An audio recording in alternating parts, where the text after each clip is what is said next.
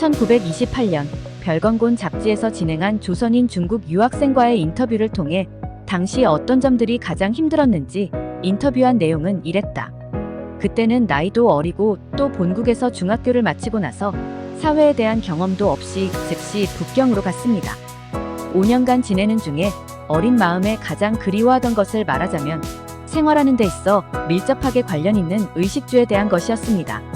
첫째로 의복에 대해 말하자면 중국에 가서 1년 동안은 본국의 의복을 입었으나 차차 공과가 어려워가고 시간에 여유도 없고 해서 가지고 갔던 것을 다 입고 나니까 수선을 할 수 없어서 중국의 의복을 입기 시작한 후로부터는 본국 의복이 어찌나 그리운지 몰랐습니다. 알다시피 중국 옷감이 좋기는 하지만 의복 제도가 우리나라 여자의 의복같이 미묘하지는 못하였고 의복에 대해서 제일 그리웠던 것은 동복보다도 여름에 고운 모시옷의 서늘한 느낌이었습니다. 우리 조선 사람들만 본국 의복에 대해서 그리워한 것이 아니라 중국 학생들도 우리의 의복을 매우 좋아했습니다. 둘째로 음식에 대한 건데 중국 요리가 세계의 제일이라는 말도 있지만 내 생각으로는 중국 음식은 육류가 너무 많아서 먹은 후에 구미가 깔끔하지 못할 때에 제일 그리웠던 것은 배추김치와 고추장이었습니다.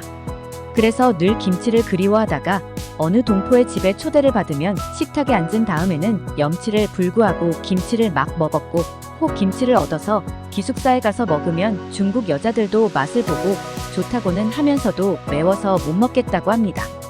아마 이 김치에 대해서는 우리나라 사람뿐 아니라 서양 사람들도 본국을 다녀온 후에는 자기 나라에 가 있을 동안에 조선 김치가 제일 생각난다고 말하는 사람을 많이 보았습니다.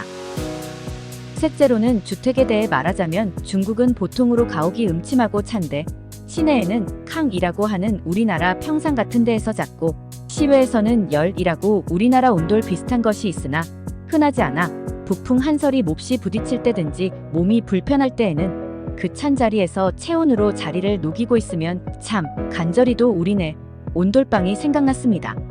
그 밖에 몸이 몹시 피곤한 하절에도 본국에서 청결한 대청에 돗자리를 깔고 편히 쉬는 생각이 자꾸 났습니다. 이것으로 미루어 보면 우리의 의식주에 대해서는 조금만 개량해 경제적으로 편리하게 한다면 세계 으뜸이 될 것입니다. 넷째로는 천연의 경치가 몹시도 그리웠습니다.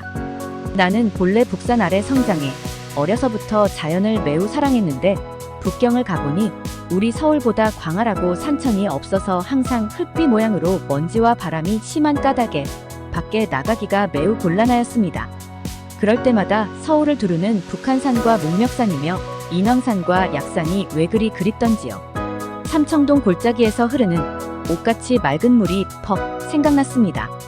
우물 안의 개구리같이 멀리 나가보지는 못한 나지만 5천여 년의 긴 역사를 가진 화려한 우리 강산은 어느 나라에 비겨도 아무런 손색이 없을 것이며 기후와 풍토와 모든 것이 살기에 가장 적당하다고 생각합니다.